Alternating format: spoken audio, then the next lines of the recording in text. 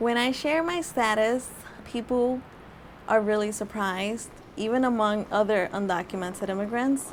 When I tell, for example, coworkers who are undocumented as well, oh, I came when I was 5 months old, they're in shock because I speak English well, or because I went to college, and so forth. And they're just in disbelief. And so, of course, I try to explain to them, well, I came when I was 5 months old. And they're like, oh, you were practically born here. Practically, but that makes a huge difference. Those 5 months make all the difference in my life.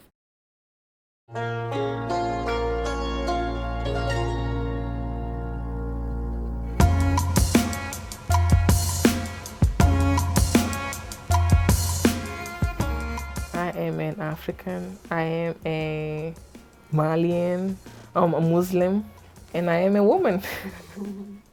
I would consider myself a very whitewashed Mexican because I am very proud of being Mexican. At the same time, I'm very Americanized and my values are pretty American. Well, on the cover of Time magazine, here I am, right there. That's right there. And I remember being at this photo shoot and we all had to say, what was our identity. And some of us said, oh, I'm South Korean. And I remember just thinking, I'm undocumented American. And this cover says that this cover does say that. We are Americans. Sometimes I consider myself American, but because the country keeps denying me of that right, fully, completely, I am back to not being from here, not being fully Mexican because I'm not there. I don't share a lot of the, things that I'm missing out in back home. So I guess that sometimes I just feel like I'm in that gray area of not knowing what to call myself, but just knowing that I belong. I feel that I belong here.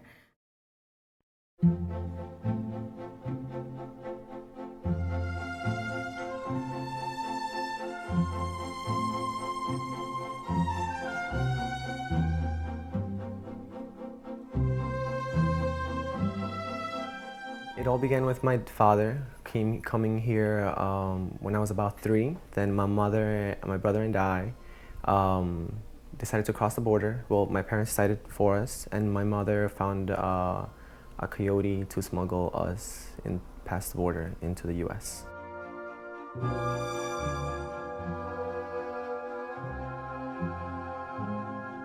To me, it was an adventure.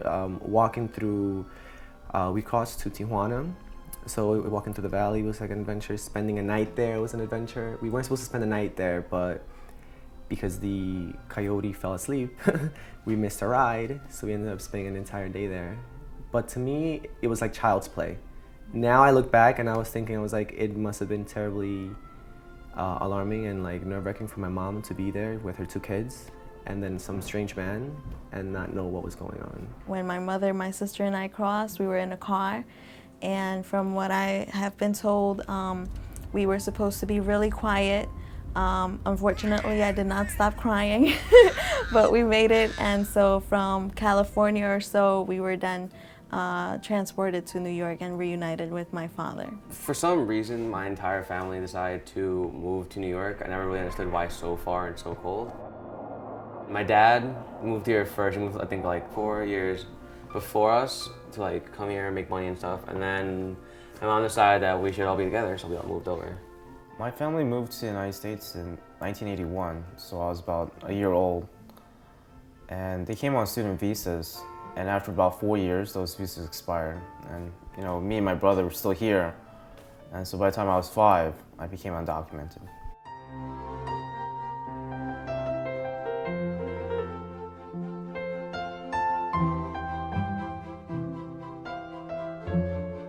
It wasn't until I reached high school or so that I realized that my status was going to hinder me from reaching my goals and my future, pretty much, because I wanted to go to college, and because of my immigration status, I was not able to pursue those things like the rest of my peers. I had went to Stuyvesant High School, and when I was a junior, I wanted to do this hospital residency program. And so I had gone to the hospital, and the hospital wanted my green card for some sort of reason, and I was like, okay, you know what, I'll just go home and get it. And so I went back to my parents' grocery store, and I asked my mom, I was like, where's my green card? And then she says, it's at the house. So I went back home to find this mythical, magical green card, right? And of course, I could never find it after searching. And so I called her back and I said, where is it? And she says, well, Jong-Min, you don't have one. And you can't tell anybody about this either. And I was like, what? What are you talking about? Usually I don't talk about it. Like, I am shy and ashamed of myself. So I don't talk about it to anybody. I was never really sure up until I think about 5th grade, where some kids were making jokes in class and I didn't really understand it, so I asked my sister and then she explained it to me. She just said like, oh, you're not a legal citizen of this country, and I was like, oh, okay. And it didn't really bother me because I was like 5th grade, so I was like, whatever.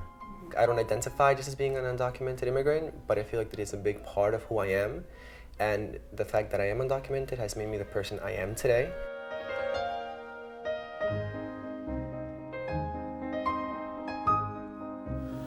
There's no profile. There's not like one category of people who like are undocumented students. Like there's just so many of us that you would be surprised. And I don't think people would say I was undocumented just because I was sitting next to them. Like someone sharing my story sometimes I would get, well, you don't look undocumented.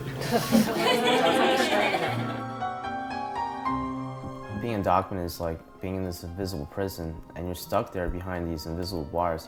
And then you see what your friends and peers do, and you want to be a part of that, but you're not. I think you're always reminded that you can't vote and you can't drive. The fear of deportation is really scary because like they could just kick me out and my whole life's just changed.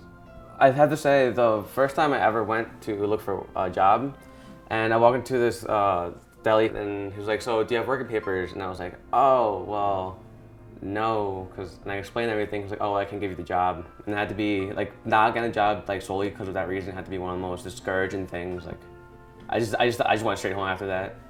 It's hard enough being the first person in your family going to college, but it makes it 20 times harder when you're the first one and you're undocumented and there's literally nobody to tell you left from right or up and down or what's the process that you're supposed to do as far as college goes. For a very long time in my life, I was really scared to tell other people about my status as an undocumented immigrant.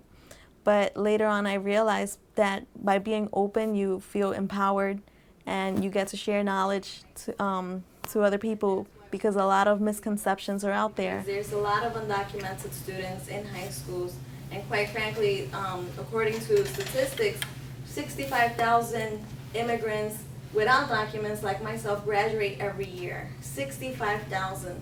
I believe the biggest misconception is that we don't pay taxes. We're here to mooch off the system and we don't contribute at all. And there's so many of us that pay taxes, income taxes, state taxes. We have an ITIN number, individual tax ID number, which allows us, even if we don't have social security numbers, to pay taxes to the federal government.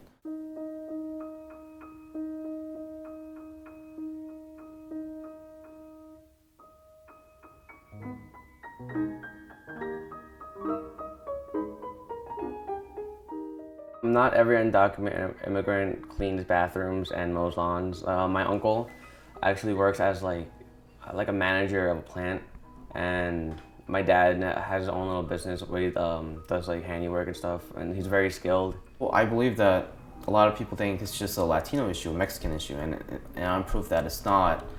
And so when you have all these people who are from Asia, from Europe, and from Africa as well, it's a global issue that affects all of us. I get a kick out of hearing the reactions that people tell me, because they usually go, oh, where are you from? Well, what do you mean? Where are we from? It's like, oh, I'm Mexican. Oh, you're Mexican? Oh, you don't look Mexican. Not that I don't know what a Mexican is supposed to look like, but that's usually how it goes. Yeah. And then later on I'll be like, oh yeah, I'm undocumented. No, you're not. I'm like, yes, I am. Some of them kind of assume that I am undocumented once they find out that I am Mexican. It's like, oh, okay, you're Mexican. So of course you have to be undocumented. I told my situation to one of my college supervisors, and she was more than helpful and everything, but I own an iPad, and I found it really funny that she related, she's like, you're undocumented, but you own an iPad.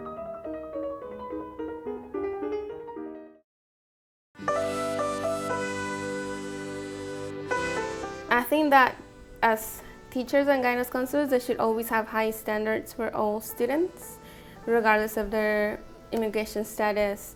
So I know that many times we don't feel comfortable sharing our immigration status for fear, for shame, for different reasons.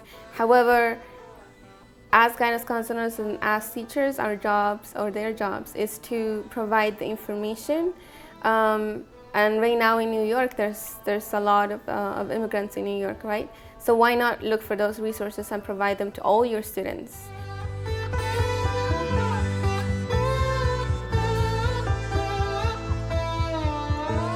Everyone should have access to education, and here in New York we also have the chance to have access to that education. Institution, we are able to go to SUNY and CUNY colleges, even some private colleges as well, a privilege that many other students in other states don't have. I would suggest to get involved in any community service projects that they can get in, because quite frankly a lot of private scholarships reward students for such involvement. One of the biggest things that I've kind of seen, I think was kind of noticeable, is the Drop the I Word campaign. And sometimes I think how we use words, illegal versus undocumented, it can and does have a negative effect. You say, you're illegal, all these illegal immigrants should get out of here. And why are they here?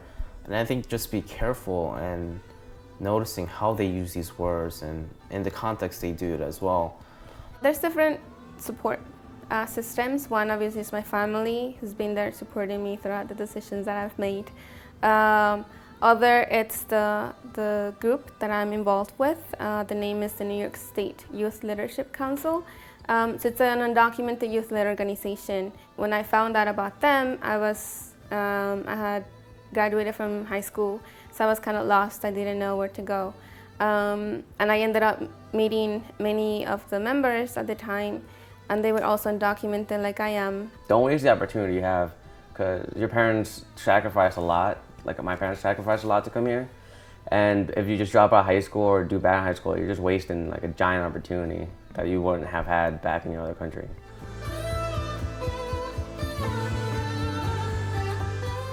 There's so many of us that want to contribute and give back to society. And we technically can't right now, but we're trying and we're pushing for it.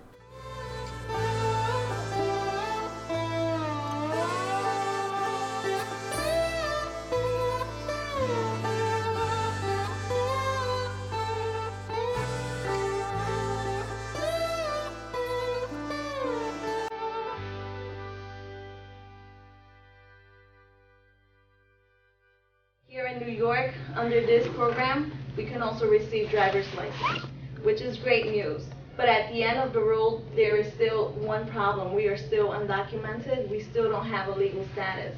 And so the ultimate solution for this dilemma would be the DREAM Act.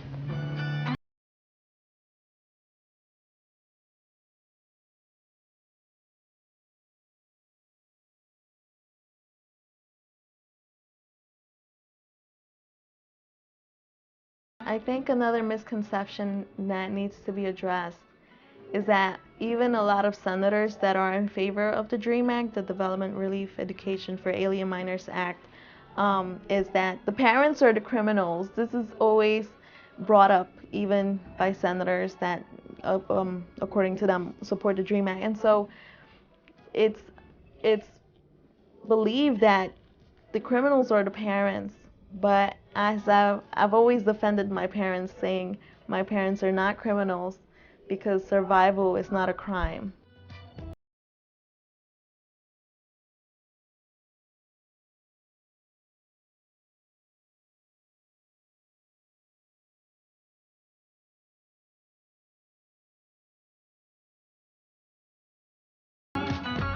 I used to work in Brooklyn, and I lived in the Bronx, and I went to school in Manhattan. One occasion, I was at work, and we closed like at 2 o'clock in the morning, and then we still had to clean, so I got out like at 3.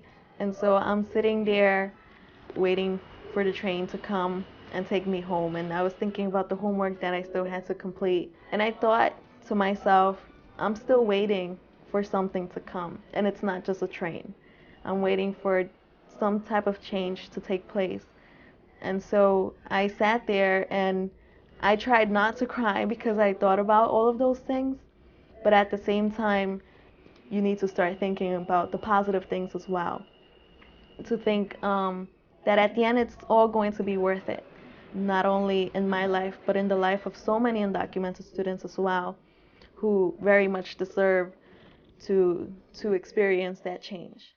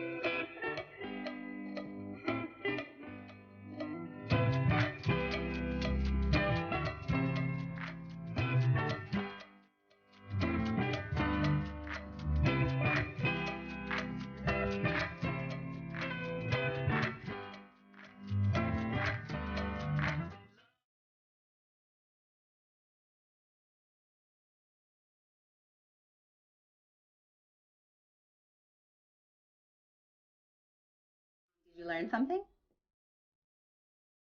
What did you learn? About college. And what are you going to do when you go to college? What are you going to study? I'm going to study math, writing, homework. And do you see that because you were born here, you have a lot of privileges that your sister doesn't have? Yeah. So that kind of means you have to take every advantage and be maybe the president of the college, and maybe you could live in that building, okay? That building? Perhaps. Would you like to? That's college. Okay. Anything else you want to say to the people of this country? I love you. I think they're gonna love you too.